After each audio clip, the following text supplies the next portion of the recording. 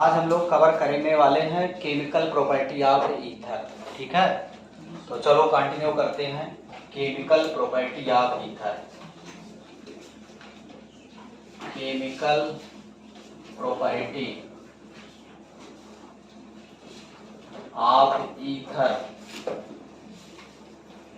Chemical property of ether आज हम लोग कवर करेंगे। पिछले क्लास में हम लोग physical property of ether cover किए थे ना। देखो, केमिकल प्रॉपर्टी ऑफ ईथर की अगर बात किया जाए तो ईथर बहुत ही लेस रिएक्टिव होता है। इसकी रिएक्टिविटी कम होने की वजह से ये बहुत ज्यादा नहीं रिएक्शन दे पाता है। इसके कुछ ही मेन रिएक्शन होते हैं, जैसे ये HX के साथ रिएक्शन कर जाता है, जैसे ये इलेक्ट्रोफिलिक सब्स्टिट्यूशन रिएक्शन करेगा। अगर ये बेंजीन के साथ एनिसोल है या फिनेटोल जैसा कंपाउंड है तो ये इलेक्ट्रोफिलिक सब्स्टिट्यूशन रिएक्शन देगा। और अगर देखा जाए तो PCl5 या PCl3 के साथ ही रिएक्ट कर सकता है। तो बहुत ही मतलब कम रिएक्शन करेगा क्योंकि इसकी रिएक्टिविटी बहुत ही कम होता है। इस वजह से ये एज ए सॉल्वेंट यूज किया जाता है। आप जैसे जानते हो कहीं लिखा रहता है ड्राई ईथर, और जो रिएक्शन कराए लिख दिया जाता है ड्राई ईथर।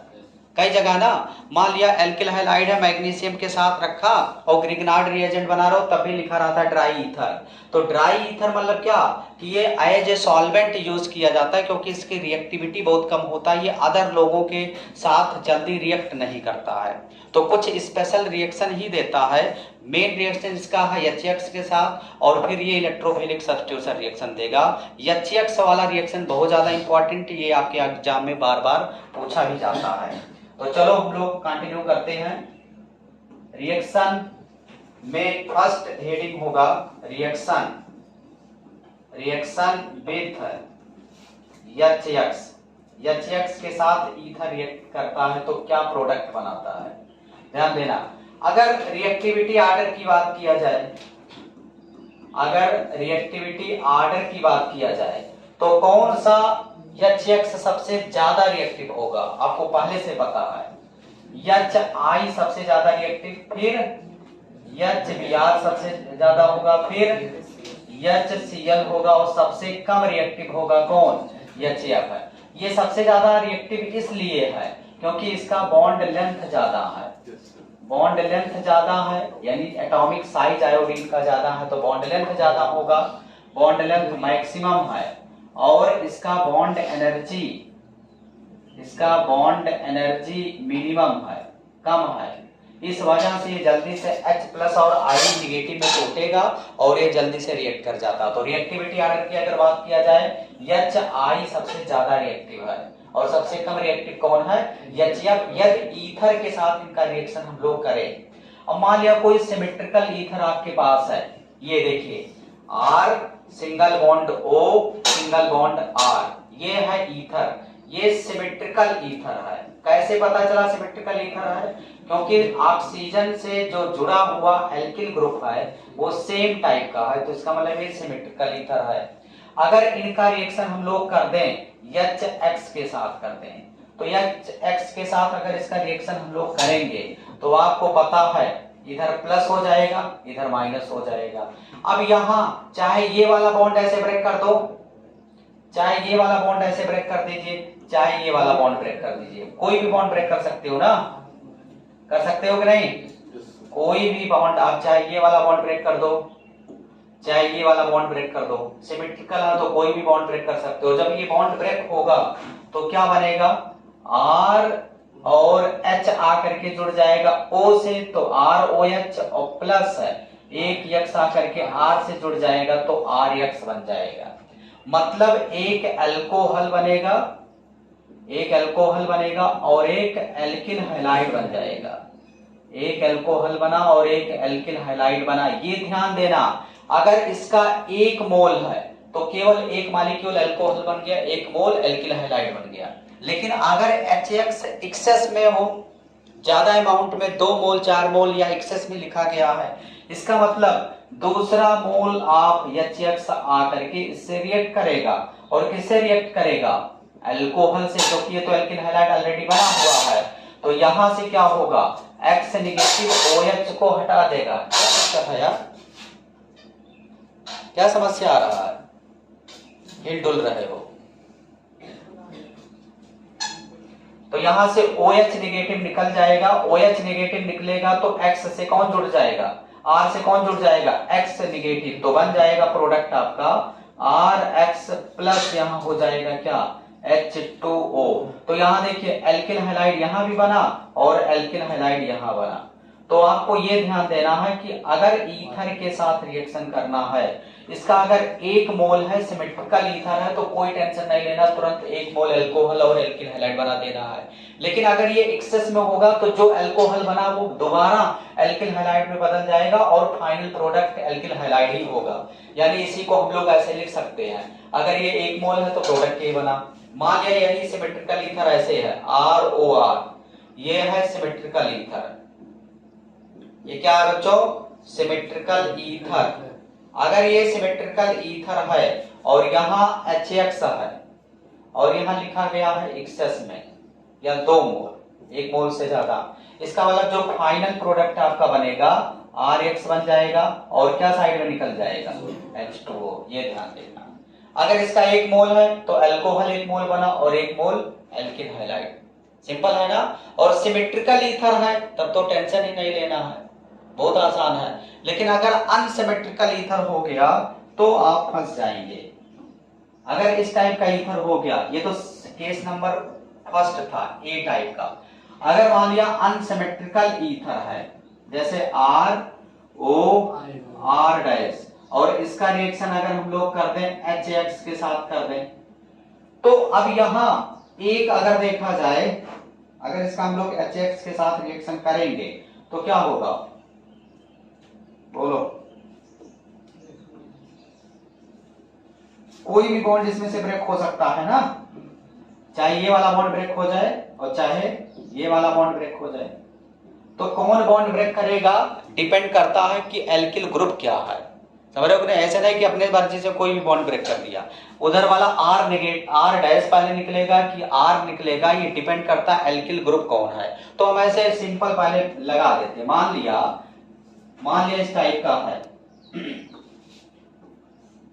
मान लिया ऐसे जुड़ गया ROH और प्लस R डैश X बन गया ये। तो ये आपको ध्यान देना। देखिए इसमें होता क्या है, अगर मान लिया तो प्रोडक्ट इसको हम लोग थोड़ा सा और मॉडिफाई करते हैं, जैसे R डैश है, ये ध्यान देना। इसका HX के साथ रिएक्शन करना है तो इसका जो रिएक्शन है 2 पॉसिबिलिटी बनता है। एक, या तो ये SN1 मैकेनिज्म को फॉलो कर सकता है, मैक्सिमम केस में तो SN2 मैकेनिज्म को फॉलो करेगा, और बहुत ही रेयर केस आ जाए तो SN1 भी फॉलो कर सकता है। तो जब 2 डायरेक्शन हो जाता है SN1 और SN2, तो वहां आपको दिमाग लगाना पड़ेगा। मतलब ये जो HX का मैकेनिज्म है, SN1 SN2 2 प्रोसेस फॉलो कर सकता है। तो ध्यान देना, अगर इसमें से कोई भी एल्किल ग्रुप, चाहे ये वाला और चाहे ये वाला, कोई भी एल्किल ग्रुप अगर 3 डिग्री एल्किल हैलाइड है, इसमें से चाहे R डैश हो या R हो, इन दोनों में से ये क्या हो, अगर 3 डिग्री एल्किल हैलाइड है, 3 डिग्री एल्किल ग्रुप है, एल्किल हैलाइड तो अभी बनेगा नहीं ना, 3 डिग्री एल्किल ग्रुप है, तो ये ध्यान देना उससे जो प्रोडक्ट बनेगा वो 3 डिग्री एल्किल हैलाइड ही बनेगा। उससे जो प्रोडक्ट बनेगा 3 डिग्री एल्किल हैलाइड बनेगा और वो SN1 मैकेनिज्म को फॉलो करेगा। किसको फॉलो करेगा, SN1 मैकेनिज्म को, क्योंकि आपको पता है 3 डिग्री एल्किल हैलाइड या 3 डिग्री एल्किल ग्रुप SN1 के लिए सबसे ज्यादा बेटर होता है, फिर 2 डिग्री और सबसे कम बेटर होता है 1 डिग्री। और इसके अलावा चाहे R और चाहे R डैश, इन दोनों में से अगर 1 डिग्री एल्किल ग्रुप हो या 2 डिग्री एल्किल ग्रुप हो, उसके अलावा 3 डिग्री केवल ना हो, अगर इन दोनों में से कोई चाहे 1 डिग्री हो चाहे 2 डिग्री एल्किल ग्रुप हो, तो ये ध्यान देना है हमेशा ये स्मॉल जो ग्रुप होगा एल्किल ग्रुप, स्मॉल ग्रुप जो होगा एल्किल ग्रुप, वो हमेशा एल्किल हैलाइड बना देगा। वो हमेशा क्या बना देगा, एल्किल हैलाइड। इसका मतलब वो कौन सा मैकेनिज्म फॉलो करेगा, SN2 मैकेनिज्म फॉलो करेगा। मेन कॉन्सेप्ट ये है, यही मेन कॉन्सेप्ट है इस रिएक्शन को डील करने का, ये ध्यान देना। मान लिया R या R डैश में कोई भी 3 डिग्री एल्किल हैलाइड है, तो तुम्हें मैकेनिज्म के थ्रू यानी SN1 को फॉलो करना है और SN1 के थ्रू किसमें कन्वर्ट कर देना है, 3 डिग्री एल्किल हैलाइड में बदल देना है। और अगर इन दोनों में से कोई भी 1 डिग्री या 2 डिग्री एल्किल ग्रुप लगा हुआ है, तो तुम्हें स्मॉल ग्रुप के थ्रू तुम्हें क्या बनाना है, एल्किल हैलाइड। यानी वो किस मैकेनिज्म को फॉलो करेगा, SN2 को फॉलो करेगा। तो पहले आप इसको नोट करो, फिर इसके कुछ एग्जांपल हम लोग प्रैक्टिस करते हैं, तब समझ में आएगा। लिखिए इसको पहले, आगे देखते हैं इसके एग्जांपल। इसके हम लोग एग्जांपल देखते हैं कि कैसे आखिर में SN1 और SN2 टाइप का ये रिएक्शन मैकेनिज्म दे रहा है। देखिए जैसे एक एग्जांपल लेते हैं, CH3 सिंगल बॉन्ड C, यहां लगा दिया जाए CH3, यहां CH3 और सिंगल बॉन्ड O, और यहां ऐसे है CH3 ऐसे। और इसका रिएक्शन हम लोग मान लेते हैं, कर देते हैं HI के साथ। HI सबसे ज्यादा रिएक्टिव होता है। अगर हम लोग इसके साथ रिएक्शन करते हैं तो हमारे पास संकट ये है कि हम आयोडीन को किधर जोड़े और हाइड्रोजन को किधर जोड़े। दिक्कत आ जाएगा, क्योंकि अनसिमेट्रिकल, अगर सिमेट्रिकल होता हम कहीं भी जोड़ देते, और सिमेट्रिकल तो आएगा नहीं एग्जाम में, फिक्स है, अनसिमेट्रिकल ही आने वाला है। तो हम क्या करेंगे, सबसे पहले इसके मैकेनिज्म के आधार पर हम आगे बढ़ेंगे। यहां हमें पता है प्लस होगा, इधर माइनस होगा। इसके पास लोन पेयर है, लोन पेयर है मतलब लुईस बेस के जैसा है, और यहाँ H प्लस है। तो बताओ लोन पेयर और H प्लस में अट्रैक्शन होगा कि नहीं होगा, होगा। तो ये अपना लोन पेयर H प्लस को डोनेट कर देगा, तो इस ऑक्सीजन पर प्लस चार्ज और हाइड्रोजन निगेटिव, प्लस पहले से है निगेटिव हो गया तो न्यूट्रल हो जाएगा, तो ये जुड़ जाएगा इस तरीके से CH3 सिंगल बॉन्ड CH3, और यहां हो जाएगा O, यहां CH3 और यहां ऐसे हाइड्रोजन, और इस पर हो जाएगा ऐसे प्लस चार्ज। क्लियर है। अब आप ध्यान से देखिए, इस ऑक्सीजन के अगर इधर देखते हो तो केवल मेथाइल, सिंपल मेथाइल यहाँ को जुड़ा हुआ है 1 डिग्री टाइप का ना। और अगर इधर देखा जाए तो ये जो कार्बन वाला सिस्टम है ये 3 डिग्री एल्किल ग्रुप है। ये कैसा है, 3 डिग्री एल्किल ग्रुप है। और आपको पता है यदि 3 डिग्री एल्किल ग्रुप है तो एल्किल कार्बोकैटायन को बनने देना है उसी को, क्योंकि सबसे ज्यादा स्टेबल 3 डिग्री है ना। तो अगर बॉन्ड ब्रेक करना होगा तो ये वाला बॉन्ड किधर ब्रेक होगा, यहाँ 3 डिग्री कार्बोकैटायन, ये वाला बॉन्ड ब्रेक होने की पॉसिबिलिटी ज्यादा है। समझ रहे हो कि नहीं, क्योंकि ये वाला बॉन्ड जब ब्रेक होगा तो 3 डिग्री कार्बोकैटायन बन जाएगा, और ये वाला अगर बॉन्ड ब्रेक करेंगे तो यहाँ CH3 पर प्लस चार्ज और केवल अल्कोहल बन जाएगा, तो ये सही नहीं है। तो इस वजह से इस बॉन्ड को ब्रेक करेंगे ऐसे। जब इस बॉन्ड को इधर ब्रेक किया तो बन जाएगा CH3 सिंगल बॉन्ड CH3 ऐसे CH3, और यहाँ प्लस चार्ज, और यहाँ मेथाइल अल्कोहल निकल चुका है ना। अब आपके पास बचा क्या है, आयोडीन, आई नेगेटिव आपके पास बचा हुआ है। आई नेगेटिव इस पॉजिटिव से कनेक्ट करेगा तो आपका प्रोडक्ट बन जाएगा CH3 सिंगल बॉन्ड CH3 और यहाँ ऐसे आई। तो हमने क्या लिखा, अगर दोनों में से कोई भी alkyl group 3 degree alkyl group है तो 3 डिग्री एल्किल हैलाइड बनेगा, और कैसा मैकेनिज्म फॉलो कर रहा है, SN1। तो यहाँ अगर देखा जाए, देखिए SN1 मैकेनिज्म के थ्रू ये क्या बन रहा है, 3 degree alkyl halide, 3 degree alkyl halide बन रहा है। और ये ध्यान देना, अगर 3 डिग्री एल्किल हैलाइड बन रहा है तभी 3 डिग्री एल्किल हैलाइड, तभी कार्बोकैटायन बनने देना, अदरवाइज हमेशा हमेशा किस स्टेट में जाएगा, स्मॉल ग्रुप वाला एल्किल ग्रुप एल्किल हैलाइड में कन्वर्ट कर देगा। जो स्मॉल एल्किल ग्रुप होगा वो किस में शिफ्ट कर देगा, एल्किल हैलाइड में। अब उसका एग्जांपल हम लोग देखते हैं, जैसे ध्यान देना बच्चों, मान लिया ये एग्जांपल है, सेकंड एग्जांपल देखिएगा, जैसे CH3 single bond O CH2 and CH3 simple सा कंपाउंड है। अगर इसका रिएक्शन हम लोग कर दें HBr के साथ या HI के साथ और थोड़ा सा गर्म कर दिया जाए, ठीक है, जैसे इसका रिएक्शन आप करोगे तुरंत क्या करेगा, अब यहाँ देखो 3 डिग्री है कहीं क्या नहीं है ना, तो अगर देखा जाए यहाँ देखिए लोन पेयर है, लोन पेयर, और यहाँ H प्लस, तो H प्लस को लोन पेयर अपना ये दे देगा, तो ये ऐसे बना देगा CH3 सिंगल बॉन्ड O, यहाँ ऐसे H, यहाँ ऐसे प्लस चार्ज, यहाँ CH2 और यहाँ सिंगल बॉन्ड ऐसे CH3, बना कि नहीं बना। अब हमारे सामने दिक्कत ये आ रहा है कि Br नेगेटिव यहाँ है, किस बॉन्ड को ब्रेक करना ज्यादा बेटर होगा। अब देखो ये बॉन्ड ही नहीं ब्रेक होने वाला है जल्दी, ये वाला बॉन्ड ही नहीं ब्रेक होगा जल्दी। क्यों नहीं बॉन्ड ब्रेक होगा, क्योंकि इसके ब्रेक करने से 1 डिग्री कार्बोकैटायन बना और इसके ब्रेक करने से मिथाइल कार्बोकैटायन बना। तो जब बॉन्ड ब्रेक हो रहा तो जो रिजल्ट है वो डोमिनेटिंग नहीं है। यहाँ बॉन्ड इसलिए ब्रेक हो गया क्योंकि 3 डिग्री कार्बोकैटायन ये बहुत ज्यादा स्टेबल है, ये मोर स्टेबल है, बहुत डोमिनेटिंग कार्बोकैटायन है, ये तुरंत बनना पसंद करेगा ज्यादा स्टेबल होने की वजह से।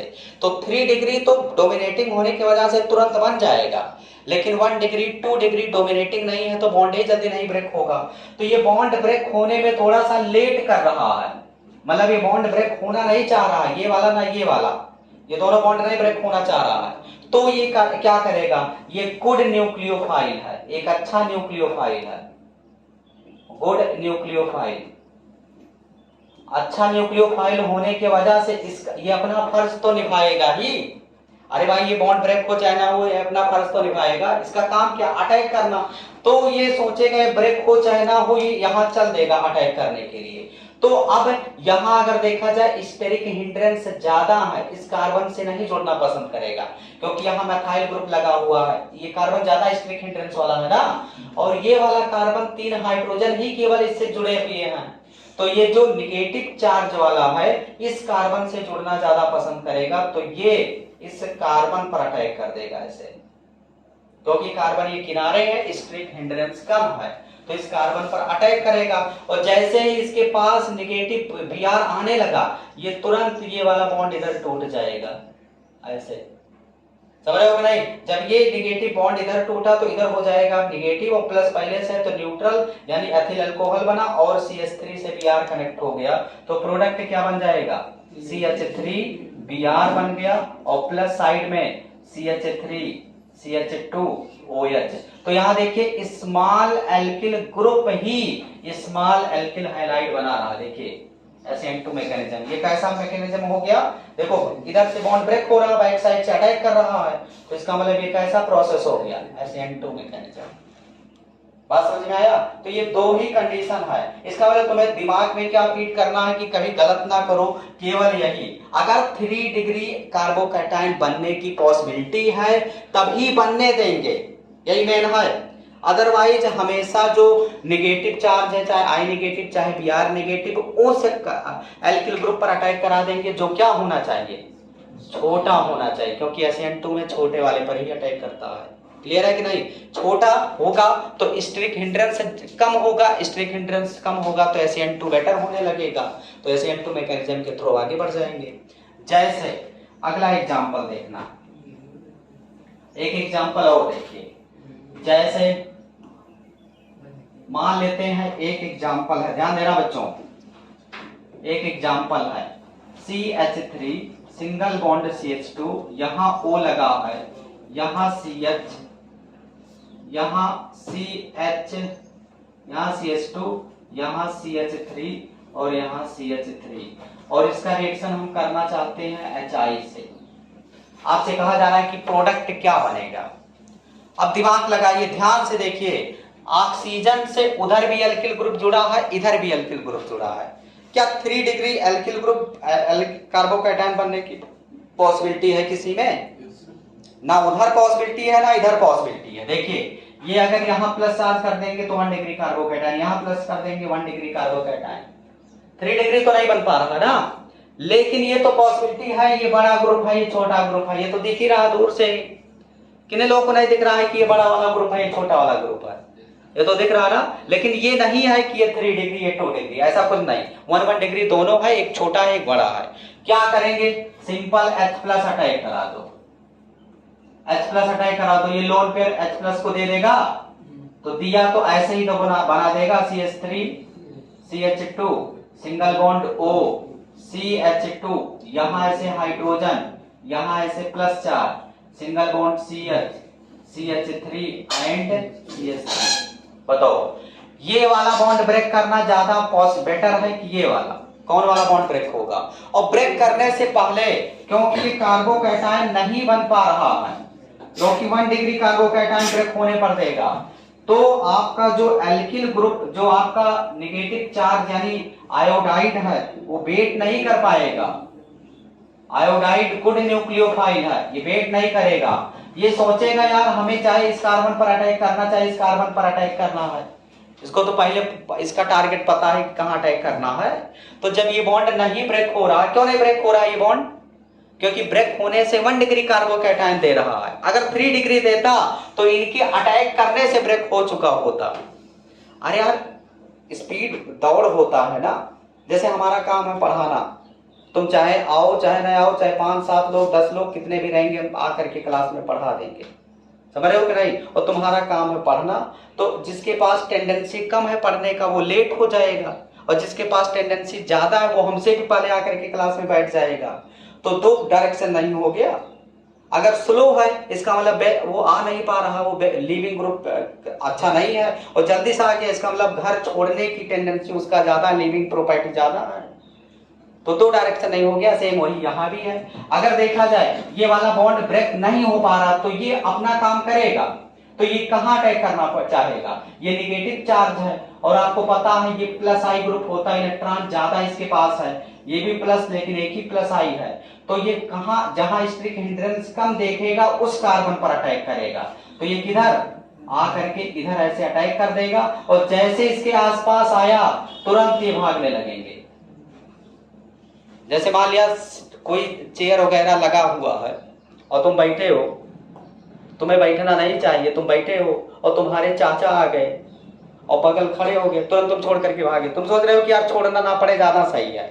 कभी होता है कि नहीं कोई फंक्शन में कि तुम सोचते हो आज सीट ना छोड़ना पड़े ज्यादा सही है, सोचते हो ना, बैठे रहो यार, अभी हमें देख नहीं रहे, जैसे बगल आए खड़े हो गए, अरे आए बैठे छोड़ करके भागे। तो वही वाला सिस्टम यहाँ भी है, ये नहीं टूटना चाह रहा था, लेकिन जैसे अंकल जी जस्ट इनके बगल पहुंचे तुरंत ये बॉन्ड टूट गया, और बॉन्ड टूटेगा तो क्या होगा, CH3 CH2 I और plus CH3 CH3 CH2 and OH। तो ये ध्यान देना, या देखो स्मॉलर एल्किल ग्रुप ही तो यहाँ एल्किल हैलाइड बनाया हुआ है, देखिए स्मॉलर वाला ही तो एल्किल हैलाइड बनाया, मतलब ये कैसा मैकेनिज्म हो गया, SN2 मैकेनिज्म। केवल SN1 एक ही एग्जांपल में है, मतलब 3 डिग्री कार्बोकैटायन होना चाहिए, बाकी हमेशा SN2 के थ्रू प्रोडक्ट आपको बना देना है, बस कुछ करना ही नहीं है। नोट कर लो जल्दी से, फिर आगे बढ़ जाएं, जल्दी से लिखिए, कुछ और एग्जांपल देते हैं टेक्निकल। चलिए आगे बढ़ते हैं बच्चों, कुछ इंपॉर्टेंट रिएक्शन के साथ आप लोग प्रोडक्ट इसका बताएंगे क्या बनेगा। IQ लेवल चेक होगा सबका, ध्यान देना, जिससे पूछेंगे वो बताएगा। यहां मैं जोर दे रहा हूं CH3, इसका नाम तो आपको बचपन में ही पता चल गया था, क्या नाम है, दूसरा नाम क्या है, बोलो, मेथॉक्सीबेंजीन। अगर इसका रिएक्शन हम लोग कर दें HI के साथ तो प्रोडक्ट क्या बनेगा, बहुत इंपॉर्टेंट।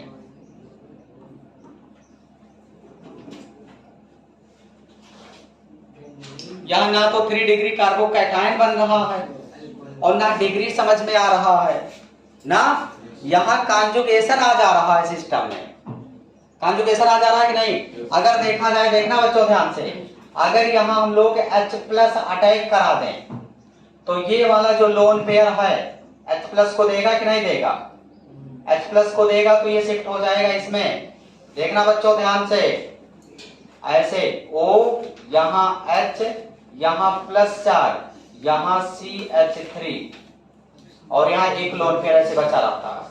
अब अगर देखा जाए ये वाला बॉन्ड नहीं टूट सकता है, ये वाला बॉन्ड कभी नहीं टूटेगा।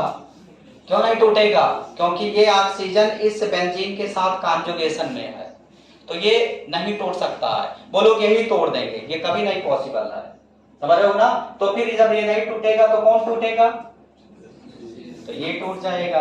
तो ये टूट जाएगा तो क्या बन जाएगा? ऐसे I नेगेटिव इससे ला करके जोड़ देंगे और पहला प्रोडक्ट क्या बन जाएगा? फिनॉल ना, OH जुड़ गया और दूसरा क्या बन जाएगा? CH3I।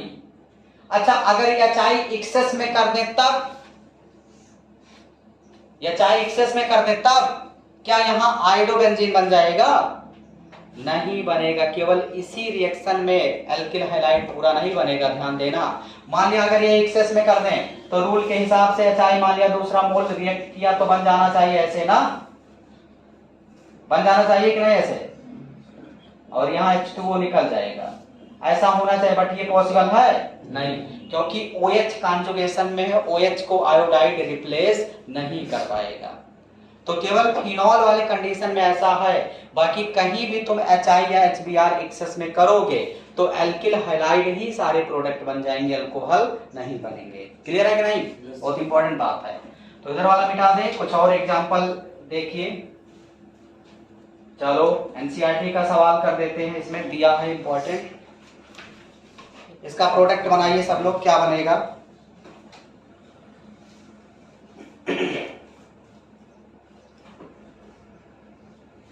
देखो एक ये है कंप्लीट द फॉलोइंग रिएक्शन। इस रिएक्शन को कंप्लीट करना बच्चों। पहला रिएक्शन दे दिया है, फर्स्ट रिएक्शन है CH3 single bond CH, CH2 single bond CH और यहाँ लगा हुआ है CH3 और single bond CH2O and CH2OH, CH2 CH3, CH2 CH3 और इसका रिएक्शन कराना है किसके साथ? HI के साथ। पहला सवाल ये। दूसरा सवाल एनसीईआरटी का है CH3 single bond CH2 single bond CH2O CH3 single bond CH3 और इसका रिएक्शन कराना है HI के साथ। यह है दूसरा सवाल। इसको मिटा दें इधर वाला, ऊपर थोड़ा सा मिटा दें। देखो और तीसरा क्वेश्चन ये है, तीसरा क्वेश्चन ये दिया है C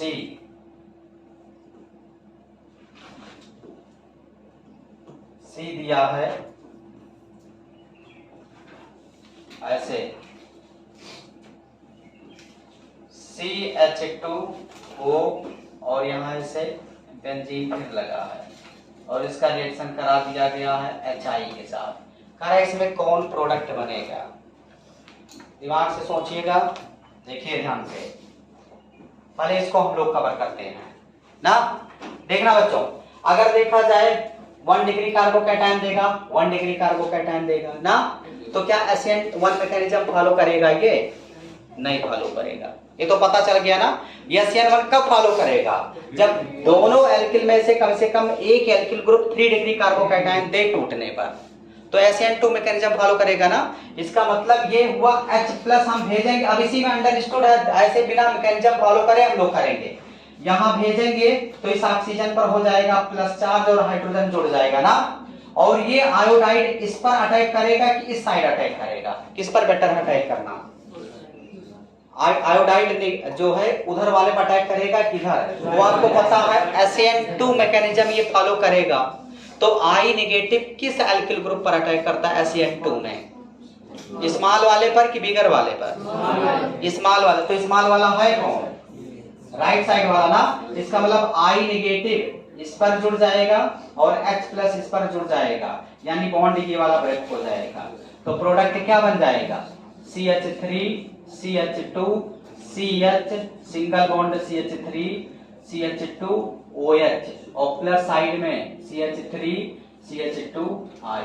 देख लो कितना सिंपल प्रोडक्ट बन गया। कैसा मैकेनिज्म ये फॉलो किया?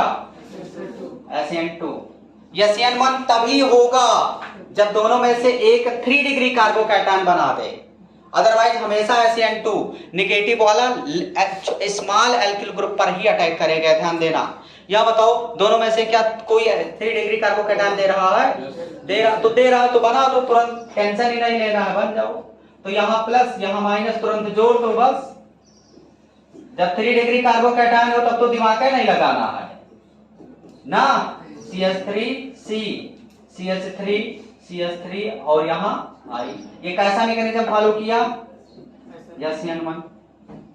समझ रहे हो कि नहीं? यहां बताओ। अब यहां दिक्कत में फंस जाएंगे आप। कौन सा बॉन्ड ब्रेक नहीं हो सकता? क्या दिक्कत में फंसेंगे यार? इतना आसान है। कौन सा बॉन्ड नहीं पॉसिबल है ब्रेक होना?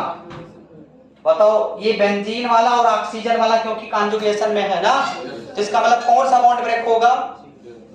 ये वाला। तो ये वाला बॉन्ड इधर ब्रेक कर देंगे सिंपल, इधर I और इधर H, तो प्रोडक्ट ये तो बन जाएगा। अभी तो बताए हैं। तो CH2 I और प्लस OH ना। अच्छा बताओ यहाँ HI एक्सेस में होता तो क्या ये भी आइडोबेंजीन हो जाता? नहीं हो पाता। लेकिन अगर यहाँ I एक्सेस में हो जाए तब ये भी आइडो बन जाएगा, ये भी एल्किल आयोडाइड बन जाएगा, और ये तो पहले दोनों बना ही है। लेकिन इसके केस में एक्सेस में भी करोगे तो फिनॉल आयोडाइड में नहीं बदल सकता है, क्योंकि OH कहाँ है? कॉन्जुगेशन में है। क्लियर है बच्चों? तो ये रहा पूरा मैकेनिज्म, केवल रिएक्शन विथ HX के साथ। कल हम लोग रिएक्शन करेंगे PCl5 के साथ, और अंतिम रिएक्शन हम लोग ईथर का कवर करेंगे, इलेक्ट्रोफिलिक सब्स्टिट्यूशन रिएक्शन। मतलब कल ईथर समाप्त हो जाएगा और परसों स्टार्ट हो जाएगा आपका फिनॉल। ठीक है बच्चों? तो मिलते हैं कल। Okay, thank you.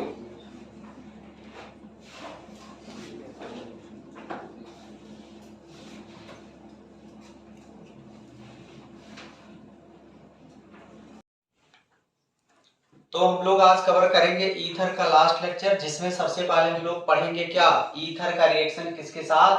PCl5 के साथ। तो यदि ईथर PCl5 के साथ रिएक्शन करेगा तो PCl5 के 2 क्लोरीन RR के साथ कनेक्ट होकर के RCl बना देगा, और प्लस 3 क्लोरीन फास्फोरस ऑक्सीजन के साथ मिलकर के POCl3 बना देगा। तो सिंपल सा रिएक्शन है ईथर का फास्फोरस पेंटाक्लोराइड के साथ। हम लोग मेन रिएक्शन कवर करेंगे इलेक्ट्रोफिलिक सब्स्टिट्यूशन रिएक्शन। ये रिएक्शन सबसे ज्यादा इंपॉर्टेंट है। सबसे ज्यादा इंपॉर्टेंट तो कल वाला रिएक्शन था, ईथर का रिएक्शन किसके साथ? HX के साथ। तो सेकंड इंपॉर्टेंट रिएक्शन है इलेक्ट्रोफिलिक सब्स्टिट्यूशन रिएक्शन। तो नोट करिए, बोले इसमें तो क्या होता है electrophilic substitution reaction? Substitution reaction 3 type के होते हैं बच्चों। एक होता है न्यूक्लियोफिलिक सब्स्टिट्यूशन रिएक्शन, एक होता है इलेक्ट्रोफिलिक सब्स्टिट्यूशन रिएक्शन, और एक होता है फ्री रेडिकल सब्स्टिट्यूशन रिएक्शन। तो फ्री रेडिकल सब्स्टिट्यूशन रिएक्शन का मतलब ये हुआ कि ऐसा सब्स्टिट्यूशन रिएक्शन जिसका इनिशिएशन फ्री रेडिकल करे, तो उसे क्या बोलते हैं? फ्री रेडिकल सब्स्टिट्यूशन रिएक्शन बोलेंगे। और ऐसा सब्स्टिट्यूशन रिएक्शन जिसकी शुरुआत यानी इनिशिएशन इलेक्ट्रोफाइल करे, तो उसे इलेक्ट्रोफिलिक सब्स्टिट्यूशन रिएक्शन बोल देंगे। और ऐसा सब्स्टिट्यूशन रिएक्शन जिसका इनिशिएशन न्यूक्लियोफाइल करे, तो न्यूक्लियोफिलिक सब्स्टिट्यूशन रिएक्शन बोल देंगे। अब अगर देखो 3 टाइप का सब्स्टिट्यूशन रिएक्शन है, तो पहला फ्री रेडिकल सब्स्टिट्यूशन रिएक्शन। ये मेन रिएक्शन होता है एल्केन का, हाइड्रोकार्बन यानी एल्केन का जो कैरेक्टरिस्टिक रिएक्शन होता है वो फ्री रेडिकल सब्स्टिट्यूशन रिएक्शन ही होता है। इसीलिए आपको दिमाग में फीड कर लेना चाहिए कि कहीं भी कोई भी कन्वर्जन एल्केन से किसी में भी बदलने का आ जाए तो तुम्हें ध्यान देना वहां फ्री रेडिकल सब्स्टिट्यूशन रिएक्शन ही कराना चाहिए। जैसे एल्केन है तो वो पहले क्लोराइड में शिफ्ट होगा या ब्रोमाइड में शिफ्ट होगा, यानी उसका क्लोरीनेशन करा देंगे या ब्रोमिनेशन कर देंगे। अब electrophilic substitution reaction main reaction क्या किसका होगा, तो बेंजीन से कनेक्टेड अगर कोई कंपाउंड है, जैसे बेंजीन कंपलसरी है, इसके लिए बेंजीन तो होना ही चाहिए, उसके साथ कोई भी सब्स्टिट्यूएंट अगर लगा हुआ है, चाहे एथिल मेथिल प्रोपिल, चाहे एथॉक्सी मेथॉक्सी कुछ लगा दें या फिर OH ग्रुप लगा दें, तो बेंजीन का मेन रिएक्शन जो होता है, कैरेक्टरिस्टिक रिएक्शन जो होता है, वो इलेक्ट्रोफिलिक सब्स्टिट्यूशन रिएक्शन हो जाएगा। इसका मतलब इसके लिए बेंजीन का होना कंपलसरी है। ओपन चेन में इलेक्ट्रोफिलिक सब्स्टिट्यूशन अगर करे तो गलत हो जाएगा, मतलब आप बोल नहीं सकते हैं ऐसा, ये नेगेटिव हो जाएगा। ऐसे ही अगर न्यूक्लियोफिलिक सब्स्टिट्यूशन रिएक्शन की बात किया जाए तो मेन रिएक्शन होता है ये आपके हाइलोएल्केन और अल्कोहल का। हाइलोएल्केन में हम लोग पढ़े थे SN1 SN2 रिएक्शन, अल्कोहल में भी हम लोग SN1 SN2 पढ़े, इधर विलियमसन ईथर सिंथेसिस में भी हम लोग SN2 मैकेनिज्म फॉलो करके ईथर बनाए थे, समझ में आया। तो न्यूक्लियोफिलिक सब्स्टिट्यूशन रिएक्शन आपको ओपन चेन वाले कंपाउंड में कई जगह मिलता है, और अगर आप कंडीशन अप्लाई कर देते हो तो ये बेंजीन यानी हेलोएरीन्स भी न्यूक्लियोफिलिक सब्स्टिट्यूशन रिएक्शन दिया था। नॉर्मल कंडीशन में हेलोएरीन्स न्यूक्लियोफिलिक सब्स्टिट्यूशन रिएक्शन नहीं दिया था, लेकिन यदि हेलोएरीन से हम लोग -I या -M ग्रुप लगा दिए थे, जिससे इलेक्ट्रॉन डेंसिटी बेंजीन पर कम हो जाए, तो न्यूक्लियोफाइल आकर के उस क्लोराइड को रिप्लेस किया था। जैसे एक NO2 जुड़ा था तो थोड़ा टेम्परेचर ज्यादा था और प्रेशर ज्यादा था, तब रिएक्शन हुआ था। 2 NO2 जुड़ गया तो और टेम्परेचर कम हुआ, प्रेशर कम हुआ, तभी रिएक्शन कर दिया था। 3 NO2 जोड़े थे तो जल्दी से Cl रिप्लेस हो गया था OH के द्वारा। हेलोएरीन्स के अंतिम में हम लोग पढ़े थे, बात समझ में आया। तो हम लोग फिर रिपीट करने वाले इलेक्ट्रोफिलिक सब्स्टिट्यूशन रिएक्शन, तो लिखिए the substitution reaction, the substitution reaction, the substitution reaction which initiate, the substitution reaction which initiate, the substitution reaction, the substitution reaction which initiate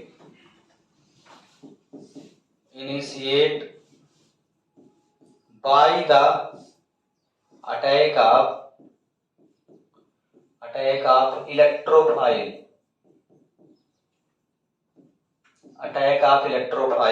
is called electrophilic substitution reaction, इसी को बोलते हैं electrophilic substitution reaction. अब क्योंकि हम लोग पढ़ रहे हैं ईथर, तो क्या होगा, यहां बेंजीन लगा देंगे और बेंजीन से कनेक्टेड हम लोग अल्कोक्सी ग्रुप लगा देंगे ऐसे OR। तो अगर देखा जाए इस ऑक्सीजन पर लोन पेयर है ना, ऐसे लोन पेयर हो गया, तो अगर इसका रिजोनेटिंग स्ट्रक्चर हम लोग बनाएं तो बनेगा कि नहीं रिजोनेटिंग स्ट्रक्चर, बताओ। रिजोनेंस में है, ऑक्सीजन कॉन्जुगेशन में है, रिजोनेटिंग स्ट्रक्चर तो बनेगा ही। तो कैसे बनेगा, इसमें क्या करेंगे, ये वाला बॉन्ड ऐसे इधर ब्रेक होगा तो इस कार्बन पर नेगेटिव चार्ज, इस कार्बन पर पॉजिटिव चार्ज, और ये वाला लोन पेयर इधर शिफ्ट हो जाएगा ऐसे। तो ये जब शिफ्ट होगा तो ऑक्सीजन पर प्लस हो जाएगा और यहाँ ऑक्सीजन और कार्बन के बीच में डबल बॉन्ड बनेगा। तो अगला इसका जो रिजोनेटिंग स्ट्रक्चर बनेगा इस टाइप का, देखिए ऐसे ऐसे बन जाएगा। यहां हो जाएगा निगेटिव ऐसे ऐसे, और यहाँ ऐसे double bond oxygen, single bond R, और यहाँ ऐसे हो जाएगा प्लस चार्ज। अब फिर अगला इसका अगर रिजोनेटिंग स्ट्रक्चर ड्रा किया जाए तो अब यहाँ इस कार्बन पर नेगेटिव चार्ज हो गया है, इसके जस्ट नीचे वाले कार्बन पर पॉजिटिव होना चाहिए तभी बॉन्ड ब्रेक बनेगा। तो इसका मतलब इस डबल बॉन्ड को किधर ब्रेक करें, इधर नीचे कि ऊपर, नीचे ना, तभी तो उधर प्लस चार्ज आएगा। तो इस डबल बॉन्ड को आपको इधर ब्रेक करना चाहिए। तो यहाँ हो जाएगा नेगेटिव, यहाँ हो जाएगा पॉजिटिव, और ये पॉजिटिव इस नेगेटिव के साथ बॉन्ड बना लेगा। तो अगला रिजोनेटिंग स्ट्रक्चर ये बन जाएगा ऐसे, डबल बॉन्ड, यहाँ नेगेटिव चार्ज, यहाँ डबल बॉन्ड ऑक्सीजन, यहाँ R, और इस पर हो जाएगा ऐसे प्लस चार्ज। ओके, अब अगर देखा जाए यहाँ देखिए नीचे वाले कार्बन पर प्लस चार्ज आ गया है, इस पर नेगेटिव आना चाहिए तभी इनके बीच में बॉन्ड बनेगा, तभी अगला रिजोनेटिंग स्ट्रक्चर बनेगा। इसका मतलब जस्ट बगल वाले डबल बॉन्ड को किधर ब्रेक करें, ऊपर कि नीचे, ऊपर, एक ही डायरेक्शन में सारे बॉन्ड ब्रेक होंगे, तो ऊपर ब्रेक करेंगे तो इस वाले कार्बन पर नेगेटिव चार्ज, इस पर पॉजिटिव, और प्लस माइनस आपस में क्या करेगा, बॉन्ड बना लेगा। बॉन्ड बनाएगा तो अगला रिजोनेटिंग स्ट्रक्चर ऐसे बन जाएगा, देखिएगा ध्यान से, यहाँ डबल बॉन्ड, यहाँ डबल बॉन्ड, यहाँ नेगेटिव चार्ज, और यहाँ डबल बॉन्ड ऑक्सीजन, और यहाँ R, और इस पर हो जाएगा प्लस चार्ज। अगर देखा जाए ये सभी अल्कोक्सी बेंजीन के रिजोनेटिंग स्ट्रक्चर हैं। ये क्या है, resonating structure of alkoxy benzene.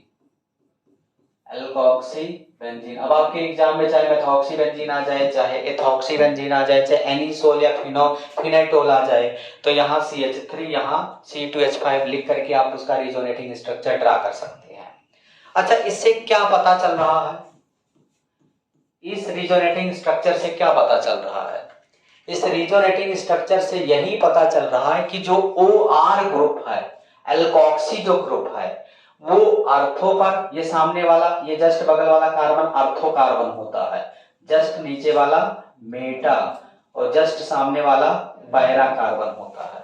मतलब कोई भी ग्रुप कहीं भी जुड़ा हो तो उसके रिस्पेक्ट में जो पहला कार्बन होगा बगल, वो अर्थो, फिर मेटा, और फिर पैरा, सामने वाला जस्ट पैरा हो जाएगा। कोई जरूरी नहीं है कि यही जुड़ा हो, कहीं भी जुड़ा होगा तो उसी के रिस्पेक्ट में अर्थो मेटा पैरा सेट होता है। क्लियर है? और अगर कुछ नहीं जुड़ा है तो अर्थो मेटा पैरा नहीं होगा, ये ध्यान देना। तो अगर देखा जाए OR, जो OR ग्रुप आप देख रहे हो ये, तो ये क्या कर रहा, OR जो ग्रुप है, इसके वजह से बेंजीन के अर्थो पर नेगेटिव, पैरा पर नेगेटिव, और अर्थो पर नेगेटिव चार्ज हो रहा है ना। यानी अगर देखा जाए OR ग्रुप ये क्या कर रहा है, OR ग्रुप बेंजीन पर इलेक्ट्रॉन डेंसिटी इंक्रीज कर दे रहा है, कर नहीं रहा, नेगेटिव चार्ज बढ़ा करके। जब इलेक्ट्रॉन डेंसिटी इंक्रीज करेगा तभी तो इलेक्ट्रोफाइल उस पर अटैक कर पाएगा। इलेक्ट्रॉन डेंसिटी जब ज्यादा होगा तो इलेक्ट्रोफाइल उससे अट्रैक्ट होगा, क्योंकि इलेक्ट्रोफाइल के पास इलेक्ट्रॉन कम है। तो क्या कर रहा, OR group electron density benzene पर क्या कर रहा, इंक्रीज कर रहा है। और दूसरा काम क्या कर रहा है, कहां इंक्रीज कर रहा है, किस पोजीशन पर इंक्रीज कर रहा है, एट अर्थो एंड पैरा पोजीशन। तो इसका मतलब ये हुआ जो इलेक्ट्रोफाइल है वो कहां अटैक करेगा, अर्थो एंड पैरा पर। इस वजह से OR जो ग्रुप है, OR ग्रुप अर्थो एंड पैरा डायरेक्टिंग ग्रुप माना जाता है। ये क्या माना जाएगा, अर्थो पैरा डायरेक्टिंग ग्रुप माना जाएगा। और क्योंकि इलेक्ट्रॉन डेंसिटी इंक्रीज कर रहा है, बेंजीन को एक्टिवेट कर दे रहा है इलेक्ट्रोफाइल को अटैक करने के लिए, इसलिए इसका दूसरा नाम हो जाएगा एक्टिवेटिंग ग्रुप। इसका नाम क्या हो जाएगा, एक्टिवेटिंग ग्रुप। तो OR क्या है, ये अर्थो पैरा डायरेक्टिंग ग्रुप भी है और एक्टिवेटिंग ग्रुप है। किसको एक्टिवेट कर रहा है, बेंजीन को, किसके लिए, इलेक्ट्रोफाइल को अटैक करने के लिए। कैसे एक्टिवेट कर रहा है, इलेक्ट्रॉन डेंसिटी बढ़ा करके। कैसे इलेक्ट्रॉन डेंसिटी बढ़ा रहा है, रिजोनेटिंग स्ट्रक्चर से। क्लियर है कि नहीं? और कहां बढ़ा रहा है, अर्थो पर और पैरा पर।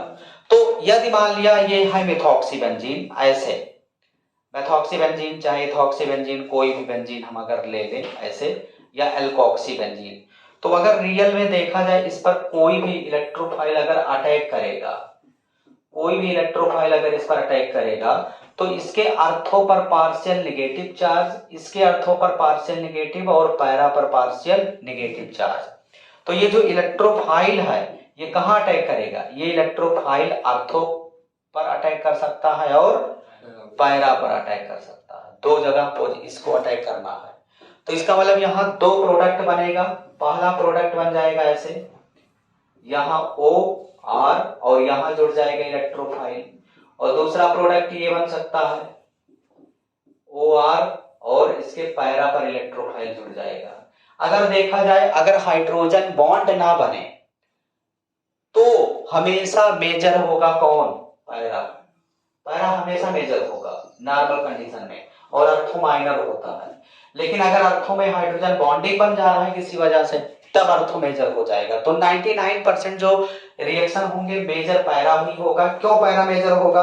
क्योंकि पैरा के केस में रिपल्सन कम है। यहाँ देखिए, दो ग्रुप अगर है तो डिस्टेंस ज्यादा है, डिस्टेंस जब ज्यादा होता है तो लेस रिपल्सन होता है, रिपल्सन कम तो स्टेबिलिटी ज्यादा हो जाएगा। यहाँ देखिए, दो ग्रुप नजदीक होने की वजह से रिपल्सन ज्यादा होगा, रिपल्सन ज्यादा होगा तो स्टेबिलिटी कम हो जाता है। तो इस वजह से बोला जाता है पैरा वाला प्रोडक्ट क्या होगा? मेजर होगा। क्लियर है? तो इसको आप नोट करिए, फिर आगे बढ़ते हैं। देखिए ध्यान से, जैसे मान लेते हैं ये आपका ईथर है, ये आपका ईथर है, या आर जोड़ दीजिए, ये ईथर है, एल्कोक्सी, एल्कोक्सी बेंजीन, या इसी का नाम है एल्किल फेनाइल ईथर। अब इसका रिएक्शन हम लोग अगर करें,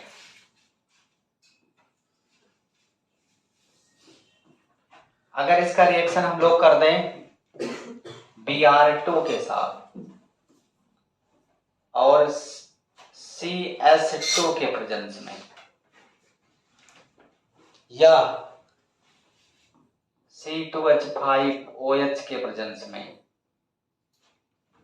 तो ये ध्यान देना, CS2 अगर देखा जाए ये नॉन पोलर सॉल्वेंट है। मतलब इसका अगर देखा जाए, इसके प्रेजेंस में ज्यादा ब्रोमीन यहां से जनरेट नहीं हो पाएगा। मतलब ये ब्रोमीन तो ऐड होगा, Br प्लस ऐड होगा, बट केवल अर्थो एंड पैरा पर ऐड हो जाता है। एक बार अर्थो पर Br ऐड हो जाएगा, एक बार कहां? पैरा पर। तो प्रोडक्ट बन जाएगा ऐसे, ऐसे प्रोडक्ट बनेगा OR, और एक Br यहां जुड़ गया, प्लस एक बार Br कहां जोड़ देंगे? पैरा पर ऐसे Br जोड़ देंगे। मेजर कौन होगा? पैरा वाला मेजर, और ये माइनर। लेकिन आपको हेलो एरिन्स वाले चैप्टर में पढ़ाया गया था, अगर Br2 हम लोग लें लेकिन यहाँ H2O के प्रेजेंस में कर दें, ब्रोमीन वाटर इसी को बोलते हैं। क्या बोलते हैं? Bromine water. तो अगर H2O के प्रेजेंस में रख दे तो H2O एक अच्छा गुड पोलर सॉल्वेंट है। यहाँ Br का मात्रा बहुत ज्यादा निकाल देगा, मतलब पोलराइजेशन कर देगा, Br इलेक्ट्रोफाइल ज्यादा अमाउंट में निकलेंगे। तो यहाँ Br 3 पोजीशन पर ऐड हो जाएगा, एक ही सिंगल प्रोडक्ट बनेगा और तीनों पर Br जुड़ जाएगा। ऐसे OR है ही, और यहाँ भी Br, यहाँ भी Br, और यहाँ भी Br। बहुत ज्यादा इंपॉर्टेंट, ये ध्यान देना। केवल सॉल्वेंट चेंज हुआ, प्रोडक्ट चेंज हो गया। बच्चा ये ध्यान देता है Br यहाँ जोड़ दो वैसे अर्थो मेटा पर, तो वैसा गलत हो जाएगा। ध्यान देना, H2O के प्रेजेंस में ज्यादा अमाउंट Br का निकल जाएगा, क्योंकि H2O एक अच्छा पोलर सॉल्वेंट है। Br पोलराइज करके Br का मात्रा ज्यादा प्रोड्यूस कर देगा, और CS2 अच्छा पोलर सॉल्वेंट नहीं है तो उतना ज्यादा Br प्रोड्यूस नहीं कर पाएगा, इसलिए अर्थो एंड पैरा पर ही जुड़ा रहेगा केवल। ऐसे ही अगर इसका रिएक्शन हम लोग करते हैं concentrate H2SO4 and concentrate HNO3, तो आपको ये देख करके ही पता चल जाना चाहिए कैटलिस्ट कैसा है, ये क्या प्रोड्यूस करता है। तो ये प्रोड्यूस करेगा NO2 प्लस चार्ज, ये नाइट्रो प्रोड्यूस करता है। ये इलेक्ट्रोफाइल है, ये क्या है? इलेक्ट्रोफाइल है। तो इलेक्ट्रोफाइल है तो ये कहाँ इलेक्ट्रोफाइल ऐड होता है? इलेक्ट्रोफाइल कहाँ ऐड होगा? पार्शियल नेगेटिव चार्ज अर्थो पर, पार्शियल नेगेटिव चार्ज अर्थो पर, पार्शियल नेगेटिव चार्ज पैरा पर। तो इलेक्ट्रोफाइल कहाँ ऐड होगा? कहीं से भी इलेक्ट्रोफाइल अगर आएगा तो कहाँ ऐड होगा? एक बार अर्थो पर और एक बार पैरा पर। तो क्या प्रोडक्ट बनाएगा? हम लोग एक बार NO2 को OR के प्रेजेंस में ऐड कर देंगे अर्थो पर, और एक बार हम लोग NO2 को OR के प्रेजेंस में ऐड कर देंगे कहाँ? पैरा पर। सिंपल। अगर इसका रिएक्शन हम लोग करते हैं बच्चों इसके साथ, जो कि आप पहले से जानते हैं, CH3 या मान लेते हैं एल्किल हैलाइड लिखें, कुछ भी आप कोई भी एल्किल ग्रुप लगा सकते हो, RCl और एनहाइड्रस AlCl3। याद करो कौन सा रिएक्शन है, कौन सा रिएक्शन का कैटलिस्ट हमने लिख दिया, फ्रीडल क्राफ्ट एल्काइलेशन, ये तो बोला गया था। तो फ्रीडल क्राफ्ट एल्काइलेशन होगा। इसमें होता क्या है, इसमें Cl नेगेटिव इसके साथ मिल करके -AlCl4 नेगेटिव निकाल देगा और R पर प्लस चार्ज हो जाएगा। और ये जो R पर प्लस चार्ज है, एक बार अर्थो पर एक बार पैरा पर जोड़ देंगे, ऐसे एक बार ऐसे OR तो यहाँ है ही, एक बार R अर्थो पर और एक बार R क्या करेंगे, OR है ही, एक बार R कहाँ जोड़ देंगे, पैरा पर, सिंपल ऐसे। समझ हो नहीं? अगर इसका रिएक्शन ऐसे कर दे बच्चों, ऐसे देखना, RC double bond O single bond Cl और यहां रखते एनहाइड्रस AlCl3। अब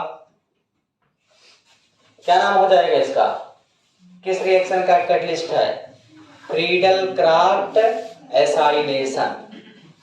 एसाइल ग्रुप ऐड हो रहा ना, तो यहां क्या होगा, सिंपल है, क्या करेंगे, ये Cl नेगेटिव निकलेगा तो Cl नेगेटिव इसके साथ मिल करके -AlCl4 नेगेटिव निकाल देगा और RCO पर प्लस है, ये जा करके एक बार अर्थो पर जुड़ जाएगा, ऐसे ऐसे यहाँ OR है, एक बार ये अर्थो जुड़ गया COR और एक बार ये कहाँ जोड़ देंगे, पैरा पर, ऐसे OR और यहाँ ऐसे पैरा जोड़ देंगे COR।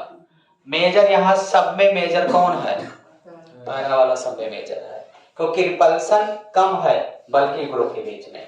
तो ये रहा पूरा इलेक्ट्रोफिलिक सब्स्टिट्यूशन रिएक्शन, बहुत ज्यादा इंपॉर्टेंट है, इसको नोट कर लीजिए। और अंतिम हेडिंग यही बता देते हैं, 2 मिनट लगेगा, यूजेज ऑफ ईथर। ईथर का क्या यूज है, तो अगर देखा जाए बच्चों, पहला यूज, अगर डाई मेथाइल ईथर है तो इसको यूज करते हैं, used as refrigerant. Di methyl ether are used as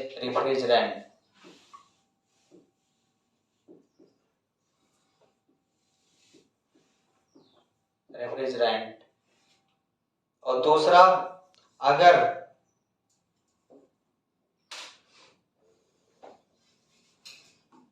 and, इसी में बढ़ा लो, एंड सॉल्वेंट, सॉल्वेंट के जैसा यूज किया जाता है at low temperature.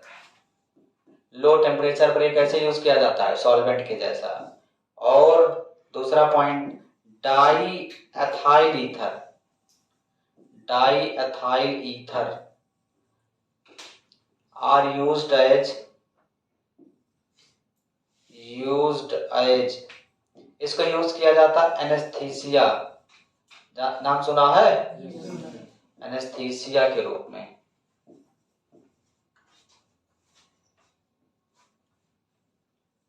Anaesthesia, THESIA, anaesthesia in surgery. जब डॉक्टर लोग सर्जरी ऑपरेशन करते हैं तो डाई एथाइल ईथर यूज करते हैं एनेस्थीसिया के रूप में, बेहोश कर देते हैं पेशेंट को, ठीक है ना, जैसे किडनी उडनी निकालने में आराम हो जाए। तो इसी के साथ आपका ईथर टॉपिक समाप्त हुआ। कल स्टार्ट हो जाएगा क्या, फिनॉल।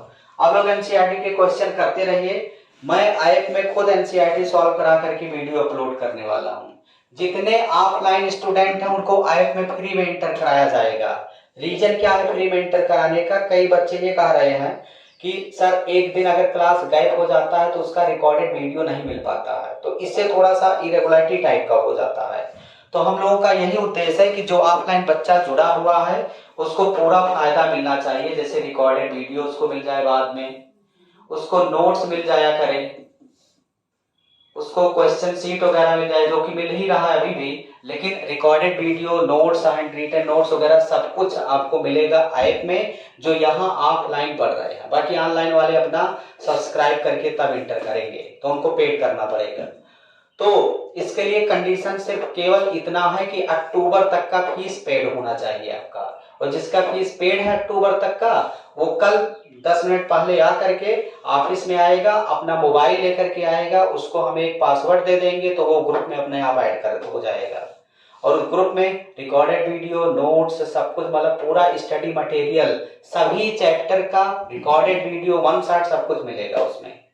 तो जिसको ऐड होना होगा, जिसका अक्टूबर तक का फीस सबमिट है, कल मोबाइल लाना सुबह और कल ही ऐड करा देंगे। ठीक है ना? एक एक करके इंडिविजुअल को ऐड कराना पड़ेगा, वो ग्रुप में नहीं हो सकता है। ठीक है बच्चों, मिलते हैं कल नए टॉपिक यानी फिनॉल के साथ। Okay, thank you.